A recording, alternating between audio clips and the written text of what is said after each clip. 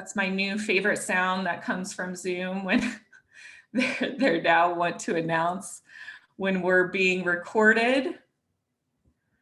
Okay, where is my PowerPoint here?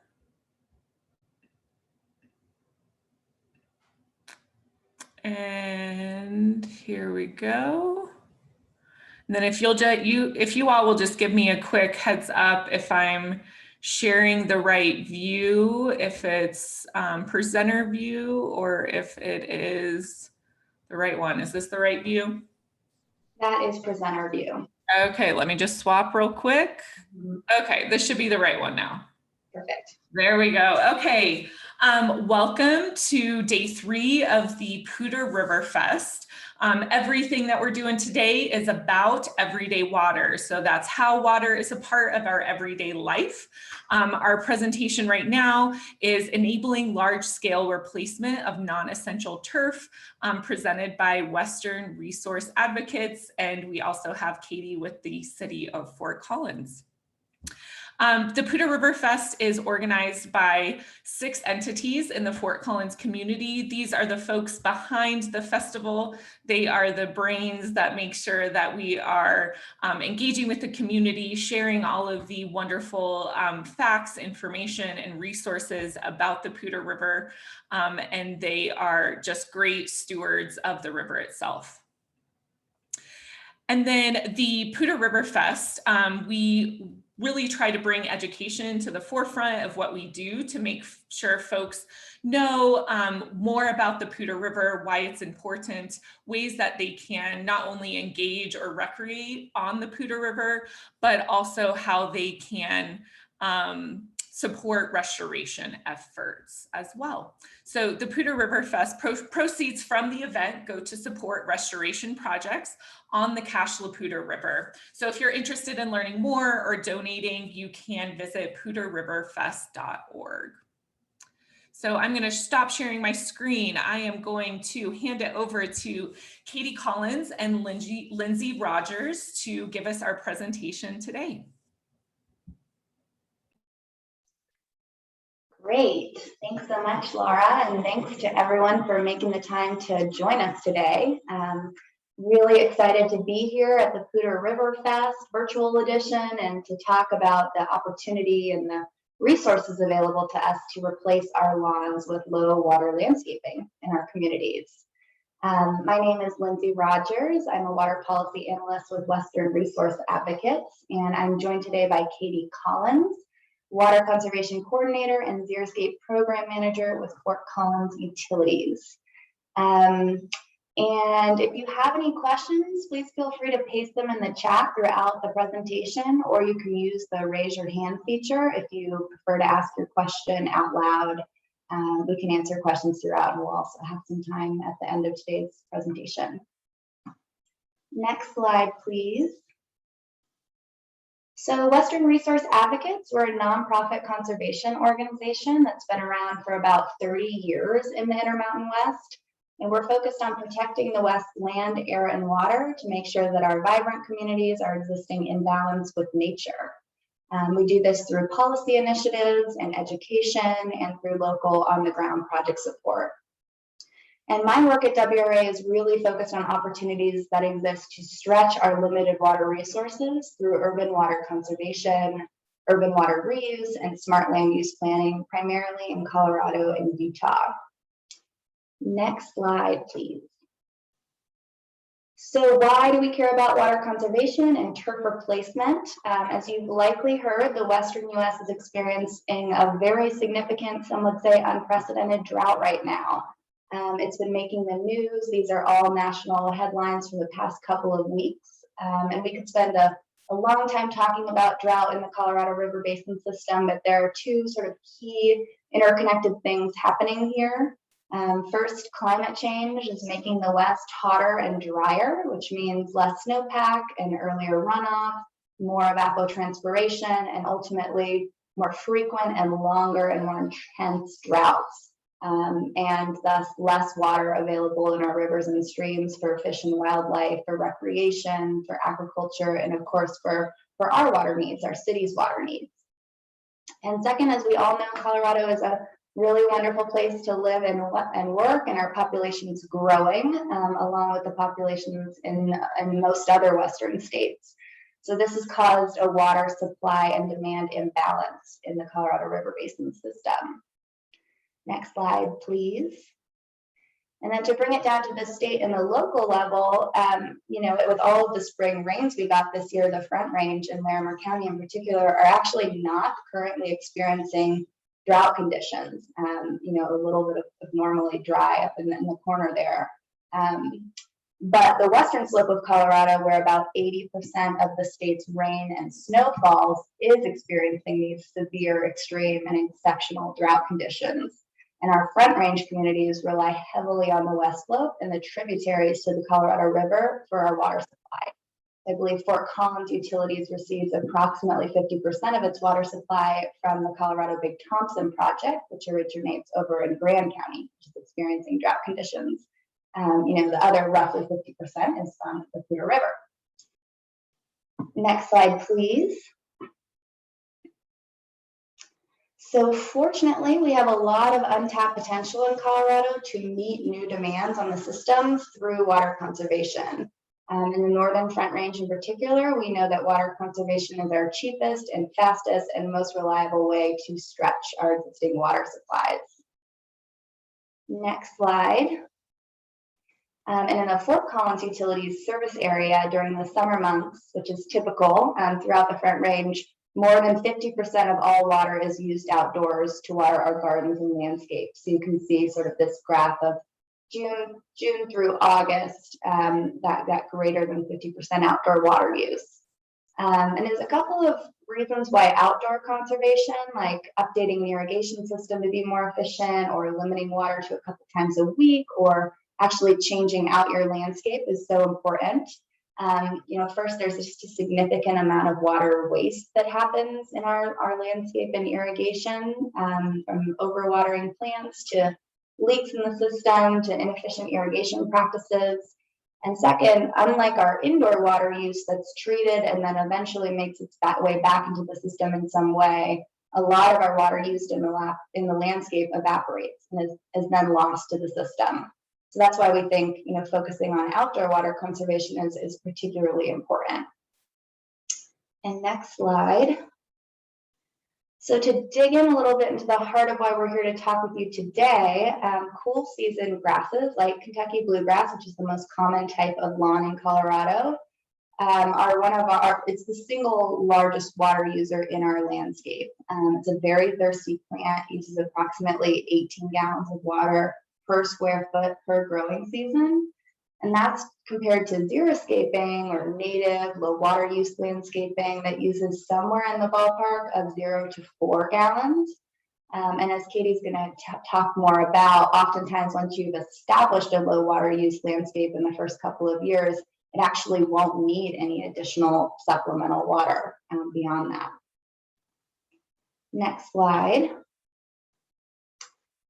So what are we talking about when we say non-essential turf? There's a lot of different sort of working terms for this. Some prefer non-functional or ornamental grass, but ultimately we're talking about areas of irrigated lawn that receive little, if any, actual use. To put it another way, the only person that's walking on that turf is the person mowing it. Some examples of this that you see in our communities are median strips or tree lawns in our front yards that are covered in turf. This could be industrial parks that aren't getting a lot of use, or some of our residential front lawns.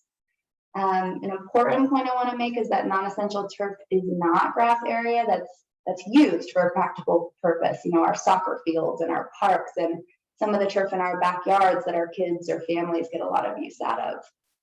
And right now, WRA is embarking on a project to help enable large-scale turf replacement programs in Colorado, and we're doing that through education and through identifying funding and financing options and trying to remove other barriers for cities to implement these voluntary turf replacement programs, like Fort Collins Utilities has done.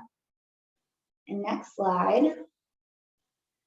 So before I turn it over to Katie to talk about how to execute a turf replacement program, we want to just get a quick sense of our audience's interest in Xeriscape projects. So I'll ask you to just use the reactions functions to either raise your hand or you can tell us in the chat. Are you interested in adopting a low water use landscape by removing turf grass from part of your yard or your business's open space?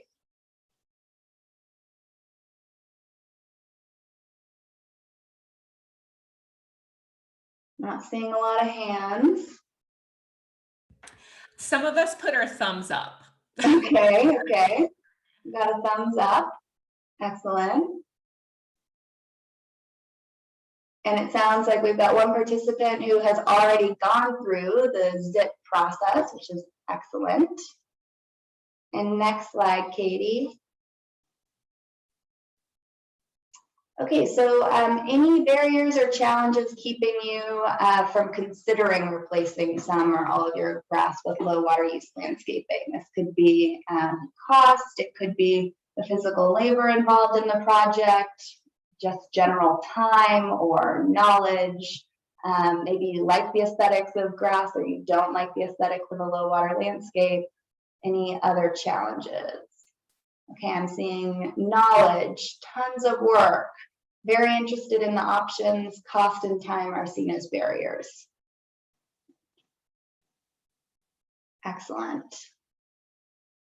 And some of these barriers that we've identified we'll now be addressing as I turn it over to Katie for her presentation.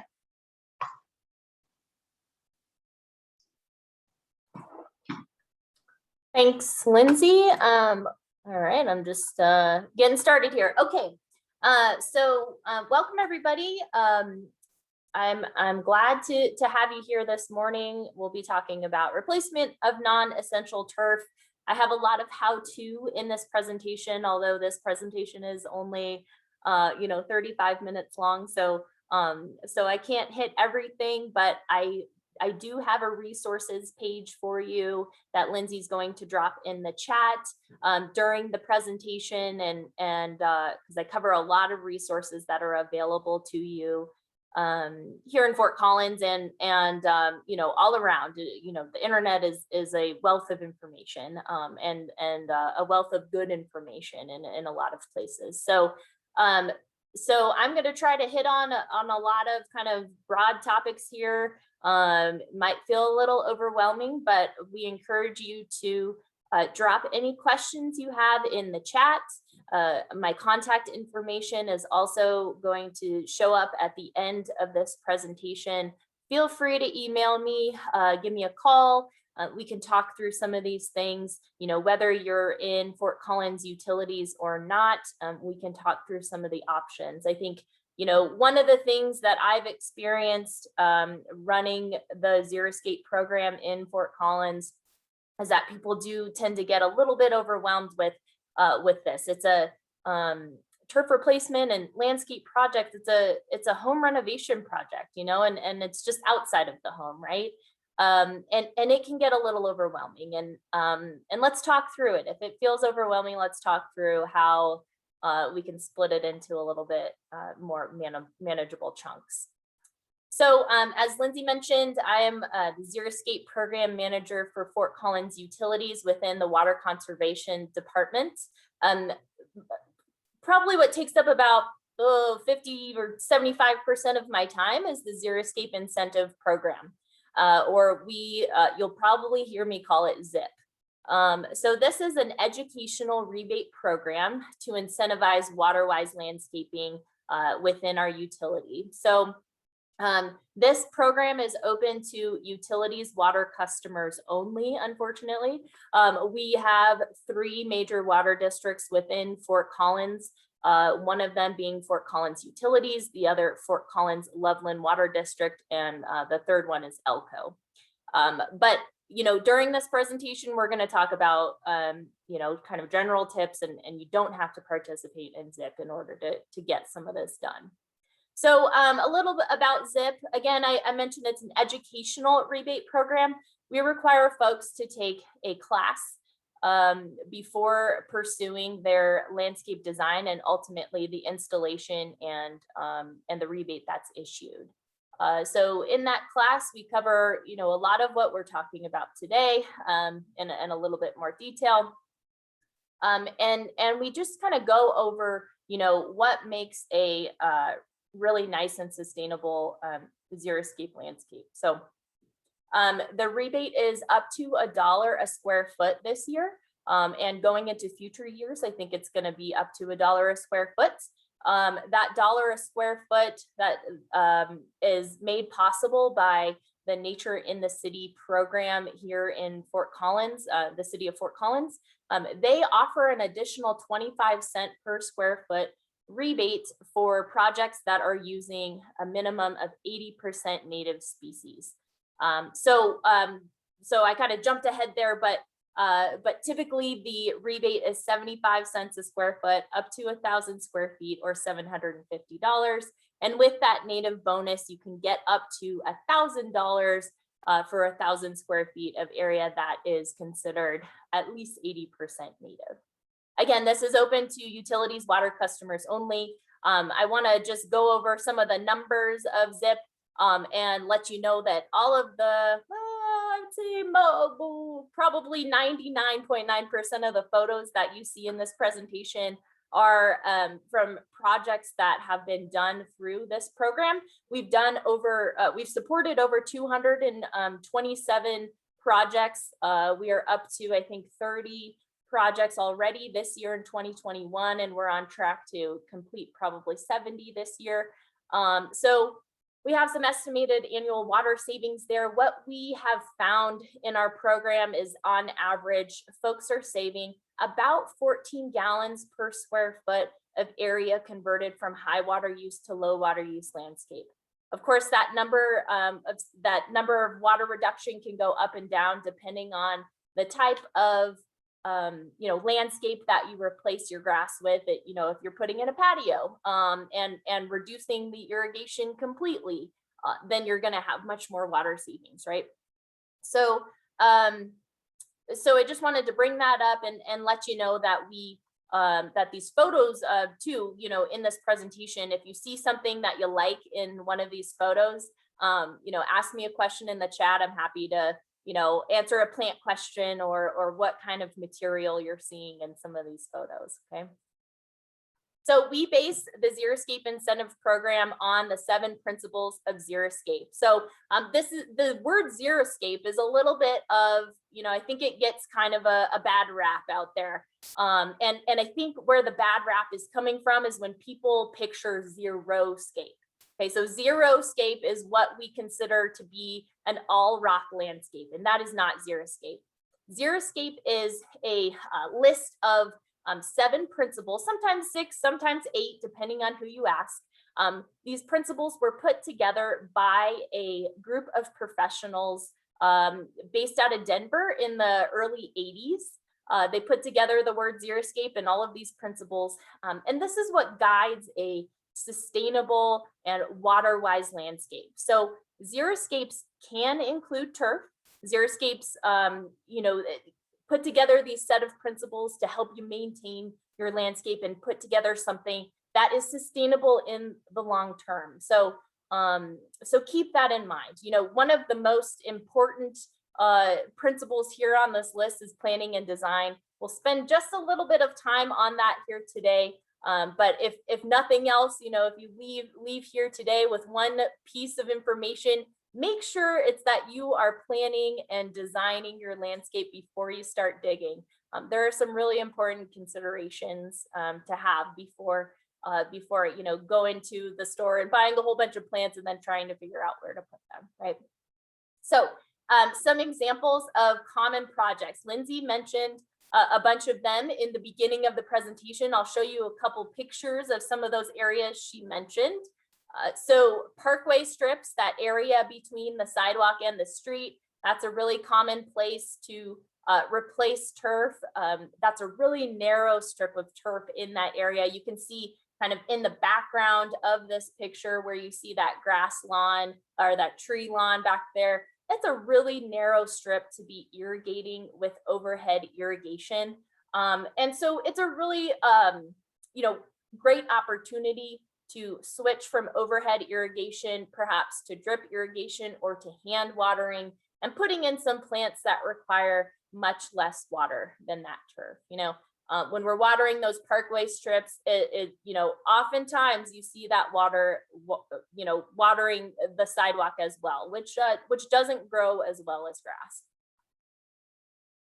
Front yards, this is an example of a front yard that went through our program and also took advantage of the native bonus. So these are all native plants in this front yard. So that's a great example of a front yard.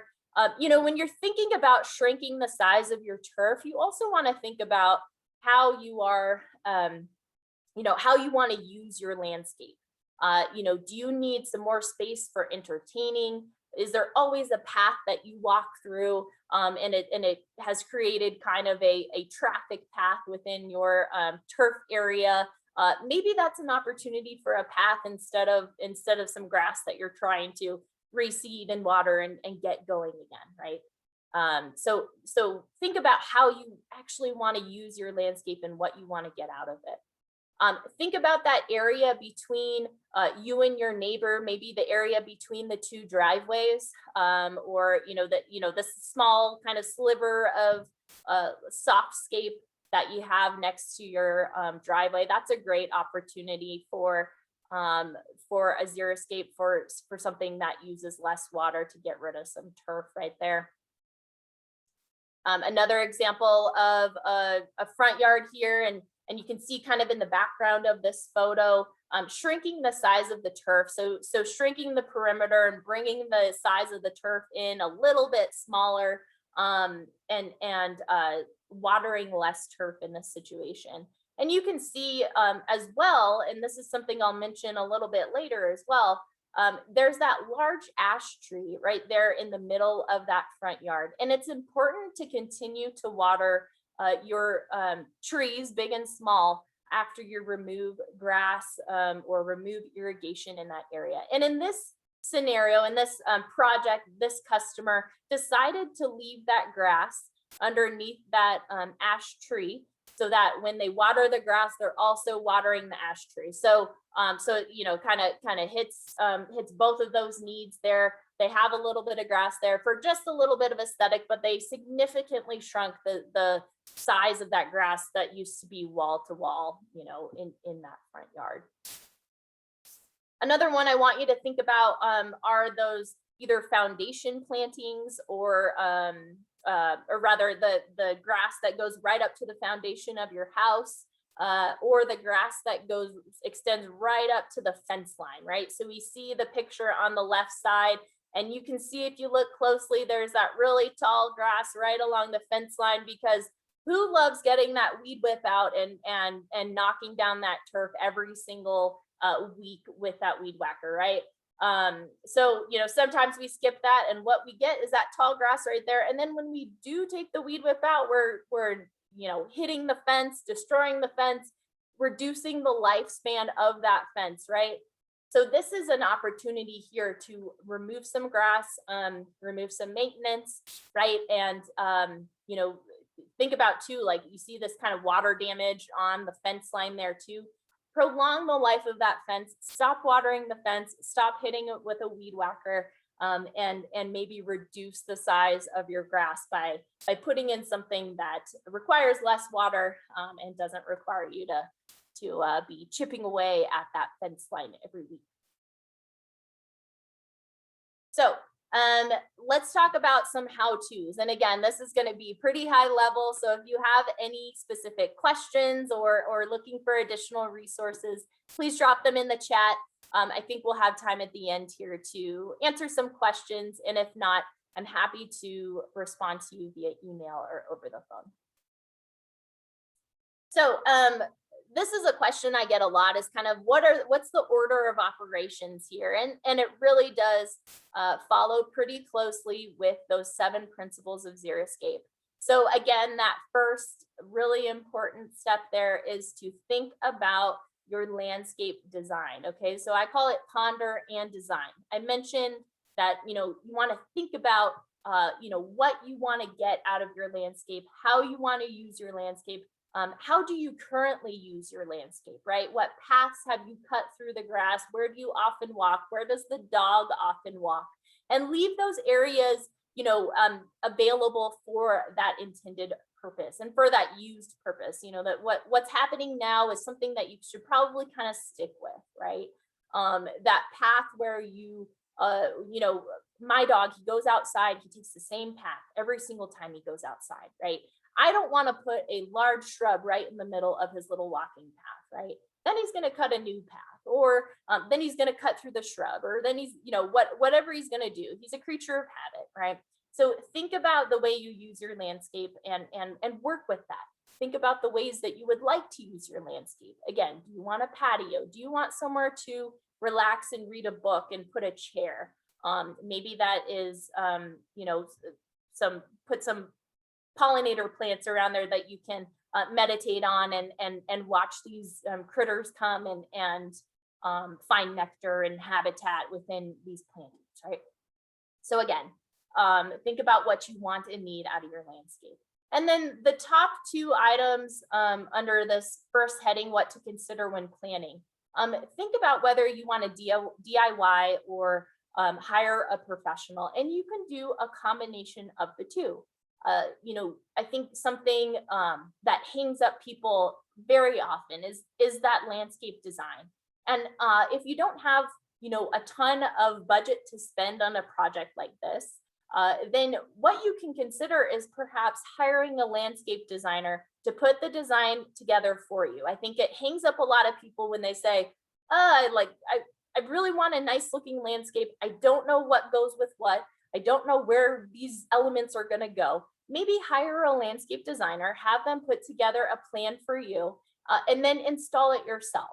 I think that's a really nice way, a nice kind of combination of using a professional and then, using a little bit of sweat equity to get that project in the ground. If you have the time, if you have the willingness and whatever to do that. When we talk about cost, on average, what we're seeing with these projects is that projects that are completely DIY'd are about $2 a square foot. So if you want to just start, from scratch and think about what the budget might be, $2 a square foot is a good kind of ballpark for DIY. So that means you put together your own design and then you install the whole project. Maybe you're doing all the irrigation yourself, okay?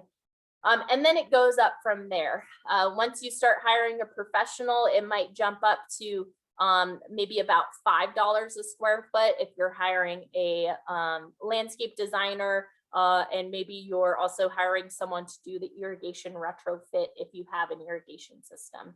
And then it can jump up, it can jump up way high. It can go up to $20 a square foot, depending on what kind of elements you want in your landscape. If you have, say, a lot of large boulders or, some different kind of more intricate hardscaping, things like that, the price can certainly shoot up. But that just gives you a little bit of a ballpark of cost and what to consider there. Because again, this is a home renovation project. It's, we get those weekend warriors, they start working on it and then they don't realize how much money they're spending. So think about that, price it out. And consider using a professional on some of those items that, maybe you're just not so sure about, or I don't have the time to, do all of this, I don't know, removing the grass by hand. Maybe you hire someone to do that, right? So think about these things. Other elements to consider within your landscape, think about permeable hardscaping. So if you are putting in a patio, consider that patio to be maybe using some permeable materials. So let that rainwater be able to permeate that patio instead of using concrete. So sink that water into the ground instead of letting it run down the storm drain. And with that, maybe consider rain gardens, some berms in your landscape that you can build up to kind of slow down the flow of that rainwater, say coming out of your downspouts. and slow it down so it can sink into the ground. I want to just touch on that rain gardens thing a little bit. Yeah, we don't get, tons of rain. Lately we've been getting some nice, monsoon afternoon, rainstorms. And when you think about those storms that come down really hard and fast, this kind of topography, these berms and these swales that can slow down the water and sink the water are really effective at getting that rainwater, passively harvesting that rainwater into the ground instead of letting it run down the storm drain. Okay, so some of these things to consider, we can get a lot of water off of our roof. We can get thousands and thousands of gallons off of our roofs and not even know it. So use that to your advantage.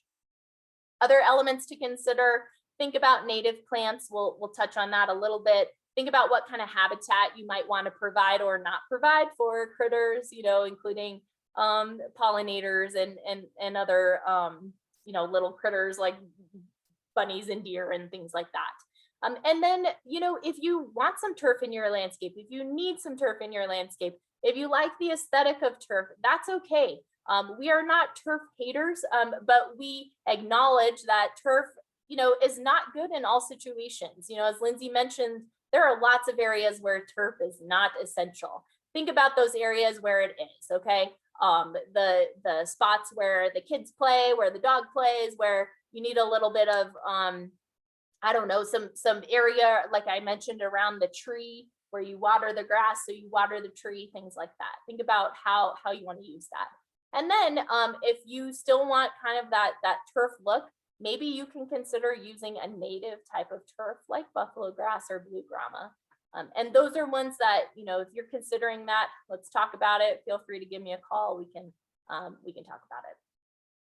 So as you're putting together your landscape design for the ultimate water savings and for the ultimate in plant health, make sure you're grouping plants with a similar water requirement together. That's what we call hydrozoning. So grouping those plants with the same water requirement together helps ensure that you are not overwatering some plants and underwatering others in the same area. If you have an irrigation zone, put those plants on the same irrigation zone so they're getting that same frequency that they need. Okay, so this chart on the right side lists different hydrozones from the very low water requirement all the way up to the high water requirement, and just some examples of types of plants that are within each of those groups. Okay, and look on the right side of that chart. It says mature irrigation interval, kind of estimated. Again, it depends on your microclimate, it depends on your soil, the type of plants you have, but sometimes you can just get away with watering some of these very low, very adapted, especially some native plants. Maybe you only water them once a season just to give them a little boost and get them blooming a little bit extra maybe. So consider that, watering, thinking about watering some of these plants 2 to 3 times a week. We want to try to push that thought aside when we're talking about especially very dry native plants and adapted dry plants. They don't need that much water. They might survive on that much water. They might, still look okay, but they're actually not going to need that much water. And we can start to reduce the watering frequency on those dry plants. So step 2 in kind of the order of operations, once you figured out what you're going to do with your landscape, you got to kill the grass, right? So there are the two most popular ways that we see grass death in our program is with a sod cutter and with the lasagna method. So a sod cutter is quick and pretty easy. You can rent a sod cutter at the big box store, at a rental company, and it'll cut a couple inches, the top couple inches of that material, that grass material off, and you can decide to haul it off, or I encourage you to keep that topsoil and perhaps build some of those berms like we talked about in that passive rainwater harvesting. Build some berms in your landscape, create some topography, a little bit of interest, right? So keep that topsoil on your property, then you don't have to haul it off and unload it at the Hagemans or wherever you might, bring your debris, okay? So sod cutter is really popular. Another thing I'll mention, and this is one that I'll show you at the end of the presentation, is a resource that's available out of a nonprofit called Resource Central. They're based in Boulder. They're offering sod removal for projects. So it's $2 a square foot to get your sod cut out by a crew that'll come and then haul it off. So that's a really great resource. The other most popular method of turf removal is the lasagna method. And it's not actually removing the turf, you're actually just killing the grass in place. And on the right side of the screen, you'll see kind of the layers that are required for the lasagna. So you have that bottom layer is the live grass, and then you'll put compost and maybe painter's paper or cardboard layer on top of that. Maybe another layer of compost, and then some mulch on top of that. And what that's doing is blocking the sunlight from that grass and stopping that grass from growing. So this takes several months. So if you are thinking about doing a project, in the next year or so, maybe you start the lasagna this year. Let that lasagna work. Let that compost get integrated into your soil. You're going to create some really nice soil environment there, and you're going to kill the grass at the same time. You do not need to dig out the dead grass after. That's just going to add even more organic material to your soil. Again, this takes a little while. So maybe if you're thinking about doing a project next summer, start your lasagna this summer. And you'll be on your way to killing that grass. So with lasagna method, you're piling a bunch of material on top of your existing grass. The one thing I want to point out is that edge. So along any of the hardscaping, along the sidewalk, the driveway, other planting beds, I encourage you to dig kind of a trench of where that material is going to land. So dig that trench up, kind of up from the edges of the hardscaping, so that material has somewhere to stop. You want it to stop at or below the grade of the, say, adjacent sidewalk. That way, you're not going to be dealing with kind of this mulchy mess that you have to clean up over summer, and then in the winter you're running into problems as you're trying to shovel snow, for example. So dig a trench along all of the edges of your lasagna, and that way you'll have somewhere for that material to land. It'll also look like you knew what you were doing in the project, right? All right, next up, consider irrigation. Okay, so whether you have an irrigation system or not, that's okay. You can participate in ZIP if that's something you're interested in and eligible for. But a couple things about irrigation here. So when you change your landscape, you must change the way you water it, okay? So going from turf that typically has overhead sprays, and actually I'm gonna go to this next slide. I'm going a little out of order. So think about these kind of common irrigation types of equipment. So the top three here are what we most commonly see on turf applications or grass applications. So they pop up out of the ground, they have an overhead spray and cover a large area. So the top one's a rotor, the next up is a spray head, that one pops up, it just has a uniform pattern that sprays and then goes back in the ground. And then the one below that is the multi-jet rotator. And just a little plug here, if you have spray zones, like the second one there, you can see in that photo, it looks a little misty, like it's a little kind of like a mirage.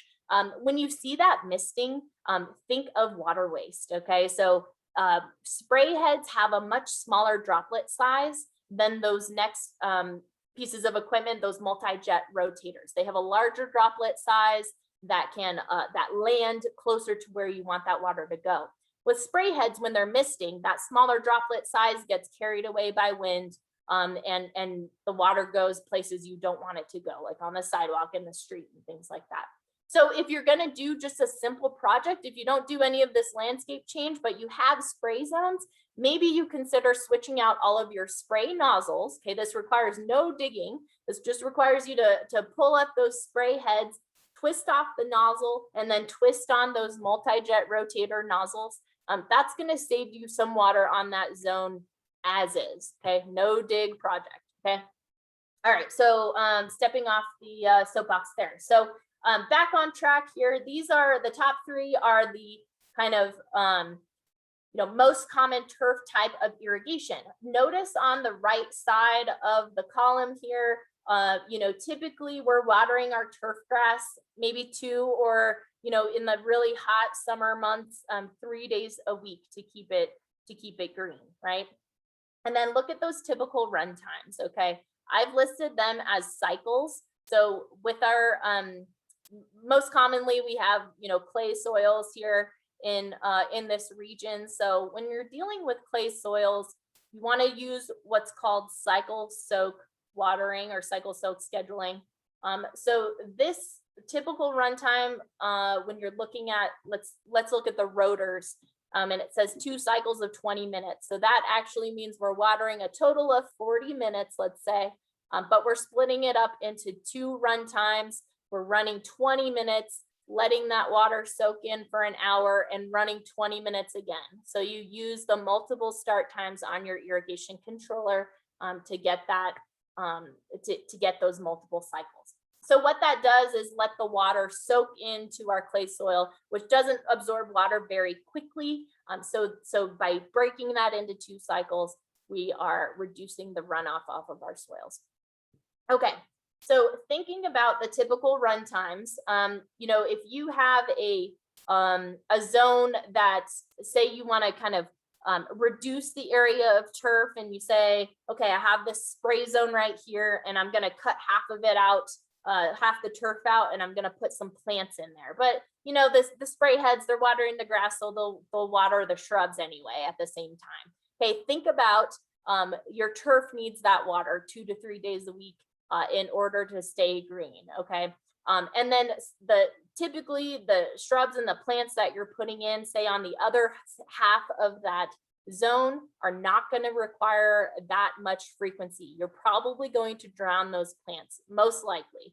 So they're going to get hit with too much water, and you need to think about that. So continuing to water, new landscapes with the spray heads, with the overhead sprays, can result in overwatering of those plants, but can also just result in waste that's unnecessary. So we encourage folks to, if they have overhead turf irrigation, to convert to drip irrigation. Drip irrigation is far more efficient than those overhead sprays, because then it doesn't, the water that is up in the air does not get carried away by the wind. The drip irrigation delivers water directly to the soil, directly to the roots of the plants. So it's far more efficient than overhead sprays. So if you have the opportunity to switch to drip irrigation, that's something we encourage. Okay. Let's see, I'll go back to this last slide. I just want to mention the picture on the right-hand side is an example of a system that was converted from a turf zone to drip irrigation. There's a pretty, it requires some digging and requires some switching around, but there's a pretty nice way to switch from a turf zone to a drip zone. And it requires pressure reduction and to be installed on the zone. And then from there, you can install a drip line. If you have any questions about that, please reach out to me. I'm happy to share some step-by-steps with you. On the left-hand side are some examples of how to water your landscape without an automatic system. So whether you have an automatic system or not, you can use these methods. Turn off a zone if you don't want to use it anymore and hand water. Hand watering is a very efficient way to water. If you have large trees or small trees to water, you can use 5-gallon buckets. So drill some holes in the bottom of your 5-gallon bucket, place it throughout the root zone of your tree, which is underneath the canopy of the tree, and let that water percolate down and water the roots of your trees. On the right-hand side, this is an example of just some passive rainwater harvesting, right? Instead of letting your downspout go directly down your driveway and down the storm drain, make sure your downspout is directed into the landscape and sink that water into your landscape. Let your landscape use it first, and then let it go back into the water cycle. And then the bottom left-hand example here is a spigot to drip system. So if you don't have an automatic system or you want to add another zone in a simple way just to establish your plants, you can put a timer and some equipment on your hose bib or spigot and run drip irrigation off of your spigot. We have step-by-steps on our website for how to do that as well. Okay, getting too into the weeds about irrigation. So I promise I'll move on here. One last point about irrigation, do not mix the equipment. So I think when we talked about the frequency and the run times of different pieces of equipment, you notice on this rotor head, on these rotor heads, 2 cycles of 20 minutes. So that's 40 minutes total compared to kind of the standard runtime of a spray head, which is 2 cycles of say 9 minutes. That's a difference of what, 20 minutes or so. And the reason being, spray heads put out way more water than rotor heads do. Okay, so if you are putting some of these heads on the same zone, or if you notice that you have these different types of equipment on the same zone in your own landscape, one is using way more water than the other. What you're getting here, the reason they did this, right, is because they probably had a brown spot right here and they wanted to manage it. So yep, there's water right there. So I'm just going to put a spray head right in there. What's going to happen in this corner? Sure, like maybe that brown spot's going to go away, but then it's going to turn into a marshy mosquito lagoon because you're really overwatering this spray head right here as you're running these rotor zone, this bigger rotor zone for far too long than that spray head needs. Okay. All right, moving on. Next up is installation. Okay, so really simple installation steps. First, what you want to do, if you have any boulders in the landscape, install those boulders. Then you're going to install the hardscape, so any paths or patios, things like that. Then install the drip line, okay, or the irrigation. So depending on where, kind of generally where your plants are going to go, lay out that drip line. You don't have to plug in any of the drip emitters yet. Just have that available so that when you do plant the plants, you can start watering immediately, especially, if you're planting in a really hot time of year, or you didn't anticipate that it was going to be really hot in June. You have that water available and those plants are going to have a faster time catching up to starting to grow in that ground. And then after that is when you mulch, okay? I recommend skipping the weed barrier. There are very few, if any, instances when you should use weed barrier. Weed barrier is a barrier, right? It is a barrier between your soil and everything else. Okay, when that fabric clogs, it might have some. It might repel water, which you don't want. It also is going to collect a lot of organic material on top of it, especially when your mulch starts to break down or when the organic material falls into the rocks and starts to break down. It's going to collect on top of that weed barrier and it's going to start to grow weeds. And then on top of that, if you put wood mulch on top of weed barrier, there's nothing for that mulch to cling on to. So your wood mulch is going to blow away that much faster. You're going to be replacing that mulch that much more frequently. Just skip the weed barrier. It's not worth the money. Okay, you're going to get weeds anyway.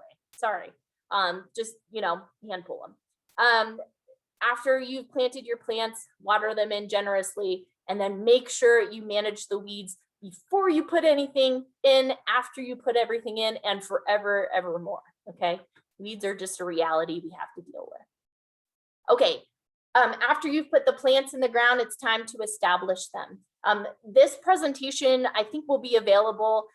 So I'm not going to go over the table on the right. That's just an example of, kind of watering frequency and the duration of watering after you put a landscape in the ground.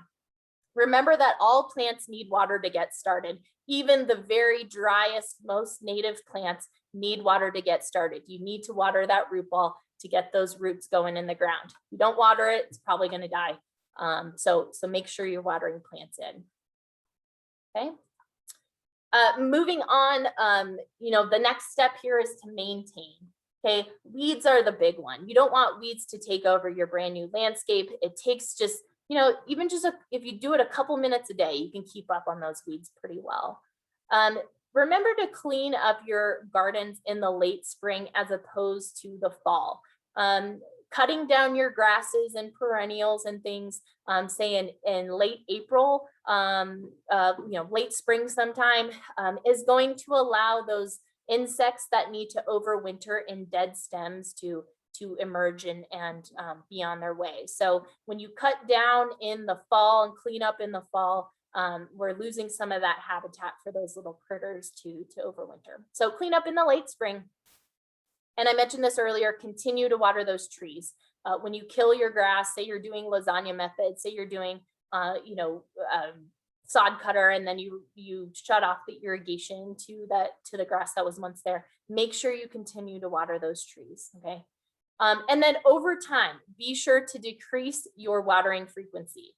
So that chart on the previous slide showed, kind of the frequency and the duration for that. Make sure that you're decreasing the frequency of your watering over time. Do not stick to an every other day watering schedule for your new landscapes. This is not going to save you water. It's not going to cause your plants to be larger and more beautiful and have more blooms. It might even drown them. Make sure that you're training those roots as much as you can to grow deeply and grow a large kind of root system. So decrease that watering frequency. Don't set it and forget it. You're going to decrease to how low you can go depending on your landscape, depending on your soils. Real quick with Xeriscape incentive program, if you are interested, if you get your water from Fort Collins Utilities, you do have to sign up for one of those classes. Those are scheduled for the 2022 season. Our first class is this September, and then we have 5 other classes scheduled as well. So if you're interested in participating and getting a little bit of money back for your landscape project, consider ZIP if you're eligible, okay? So yeah, I'm not going to spend too much more time on that because not everybody might be participating in that. I do want to go back to native plants and the case for native plants. I think there's sometimes a misconception about native plants and the way that they look in our landscapes, and just keep in mind that native plants can look like a really polished kind of manicured urban landscape if that's what you're looking for. They can also look like a wild going on a hike type of landscape. But native plants support native critters, they support native pollinators. They typically use less water because they grew up here and they are used to our precipitation and our weather, and they're typically hardier in our climate. So this is so again, our 80% native species requirement for that $1 a square foot in ZIP. That is brought to you by the Nature in the City program out of City of Fort Collins. And they offer a couple other resources as well that I'll mention here in a second. So I did talk about Resource Central. That's that nonprofit out of Boulder. They offer a lawn removal service for $2 a square foot. You have to be removing at least 200 square feet. They are also the program that offers Garden in a Box. That's 15 to 30 starter plants. They're usually low water perennials. Sometimes you get a bonus shrub in there, which is awesome. And they come at a really reasonable price. Some utilities also offer, including Fort Collins Utilities, offer a limited $25 discounts off of those boxes. They went on sale, I think, at the end of June for their fall sale. I don't know if there are any left. I haven't checked recently, but they do a March sale and a June or July sale. Okay, so there are a whole bunch of resources I'm going to list right here. It's going to be overwhelming. Don't feel like you have to jot them down. Lindsay is going to drop in the chat a PDF of all of these resources and their websites listed. So that will be a good resource for you to kind of look back on. So again, this presentation will be available and Lindsay's going to drop that PDF in the chat. So without spending too much time, I think, I don't know if we have questions. Plant Select is a great resource to use locally. They promote plants that work really well in our climate. They also have free designs on their website, so check that out if you're looking for inspiration. And the other one I'm going to mention on this page is the Fort Collins recommended plant list. That one is hot off the presses. A whole bunch of us in the city got together and put this plant list together. There are about 1,300 species on the plant list. It's a digital database, and it's the best place to check if plants are native to Fort Collins or native to Colorado. So if you're looking for natives, you can search that list by natives. And I think 1/3 of the plants on that list are natives. So that's really awesome and a great way to get natives out into our landscapes. There are a whole bunch of other resources that we offer through the Water Conservation Department. A lot of them are only available to utilities water customers. A couple of them are available to everybody in Fort Collins, including the sprinkler checkup program, previously known as the sprinkler audit program. So a couple things listed there. Out of respect for your time, I'm going to kind of zoom through these. Take a look at them on that resource page that Lindsay drops in the chat, and let me know if you have any questions. The other kind of newer program that I will mention is our Xeriscape incentive program for HOAs and commercial properties. So if your HOA or business receives water from utilities, we do have some money available if you want to make a switch from the high water use landscape to something that uses less water. So that's it. That's all I had for this morning. We have, I think, just 3 minutes or so, if that's okay, for questions. Yeah, if Lindsay, is there anything in the chat that? We do have a couple of questions. The first is from Laura, and this was towards the beginning of your presentation when you were talking about DIY versus professional services, and she's wondering what the average cost would be to hire a landscape designer, I think, just to do that design portion. It depends on the designer. Some designers will charge per square foot and some charge per time. So I've seen designs, the design range, maybe for a front yard or front and backyard, the range I've seen is anywhere from $200 up to like $500 to $700, just for kind of a residential landscape. Okay, great. And then our second question is from Carol.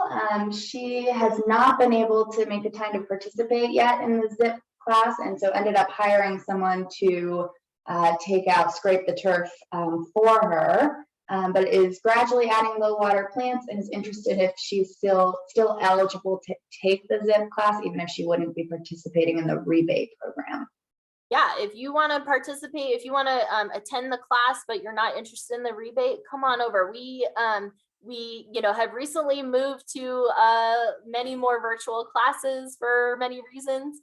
So we have nearly unlimited room. So if you'd like to attend the class, you can certainly sign up. And Katie, are those classes open to all Fort Collins residents or just utilities customers? They are kind of technically only open to utilities, but we don't check that eligibility until folks enroll for the program, and you don't enroll for the program until after you take the class. So like I said, they're on Zoom, so you can log on and view that class. Anyone can view that class. Excellent. Right, well, I'm not seeing any further questions, and it looks like we're right up on the time, but as Katie said, I've included all the resources that she mentioned at the end of her presentation in the chat, so please download that before you log off. And our contact information is available here on the slide if there are any other questions that come up. Awesome. Thank you, Lindsay, and thank you, Katie. We will be putting this conversation on the Poudre River Fest's River Resource page, so folks can always go back take a look. I might have to do this and hit pause a couple times and go out and do some work in the yard and come back. So it might be my how-to for my next yard project. But we appreciate you both. We thank you so much for participating in today's Poudre River Fest programming. For folks still on the call, we have more programming today. So just visit poudreriverfest.org to see what we have going on, or visit our Facebook page, the Poudre River Fest Facebook page. Thank you all. Thanks so much. Have a nice day.